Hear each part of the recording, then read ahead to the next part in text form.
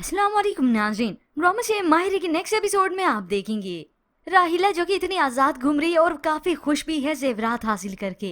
उसे पुलिस वाले की मदद से उसने डाका डलवाया, मगर बाद में उसे इसका खमियाजा भी अच्छे से भुगतना पड़ेगा। और यहाँ पर फाखिर के घर वालों के हालात है कि सुधरने का नाम नहीं ले रहे, क्योंकि इंसान ये रिश्ते अपने सुधरे तो ना। ये हबीब तो अपनी अना का मसला बनाकर बैठ गया, क्योंकि उसे ये कारोबार पूरा चाहिए था। इसलिए वो अपने भतीजे की कोई मदद नहीं करता, बल्कि जानबूझकर उसे धकेलता है और बैठकर बस तमाशा देखता है कि मैं देखूं अभी ये कारोबार कैसे संभालता है। सिर्फ हबीब ही नहीं बल्कि यहाँ तो सारे बैठ के तमाशा देख रहे हैं। तो ऐसे में फहमी अपने भाई हबीब को और बढ़ावा देती है। फाखिर जानता है वो तुम्हारे बगैर कुछ नहीं कर पाएगा बिजनेस में। तभी वो उसे बताने लगा, ऑफिस से फायदा ही तो नहीं उठाया हमने, वरना आज सब कुछ ये मेरा होता। बस इसे दर्द ही इसी बात का है कि ये सब कुछ मेरा क्यों नहीं हुआ। तो समीना इत्तेफाकन ये सारी बातें होप से सुन ले। जानती तो इनकी असलियत इनके खोटे दिलों को वो भी अच्छे से है, इसलिए अब वो एनी से बात करती है। हम सभी एक बहुत मुश्किल वक्त से गुजर रहे हैं, खास तौर पर फाखिर, और मुझे यकीन है तुम उसका साथ दोगी। एनी ये सुनकर अपनी ताई जान को तसल्ली देती है, क्योंकि वो भी इन सब के रवैये बहुत अच्छी तरीके से नोटिस कर रही है।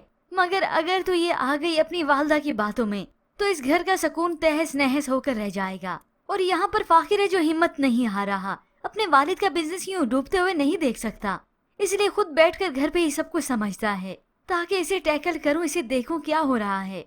तो यहाँ पर एनी कोशिश करती है कि वो अपनी स्टडी पर फोकस कर सके। अब जब वो स्कूल जाने की तैयारी कर रही थी तो इस दादी को मालूम हो गया। मालूम तो था ही, मगर अब तो वो नुक्ताचीनी करने लगी, क्योंकि वो रोकने वाला बड़ा बेटा जो नहीं रहा। इसलिए अभी ये दादी अपनी और भी मर्जी करेगी। किसकी इजाजत से ये स्कूल जाने की तैयारियां कर रही है। आयशा से ये कहा वो तो हैरान हो जाती है, और साथ में एनी भी, कि दादी अभी ये कहेंगी। एनी हर बात में कंप्रोमाइज कर सकती है, मगर अपनी स्टडी को लेकर नहीं। वो इन सब की खातिर अपनी स्टडी को नहीं छोड़ सकती, और शादी तो वैसे भी इसी वादे के बिहाफ पर ही हुई थी। अब एनी परेशान होकर जल्दी से फाखिर के पास जाती है, उसे सब कुछ बताती है। ये सुनकर फाखिर उकताने लगा, एनी मेरे सर पर वैसे भी बहुत ही टेंशन है, मुझे मजीद टेंशन मत दो। ये सुनकर एनी कड़वा घूंट पीकर अपने कमरे में चली गई। बहन को बताया तो वो भी परेशान हुई। आयशा ने कह दिया कि घर में बहुत जल्द कोई बड़ा तूफान आने वाला है।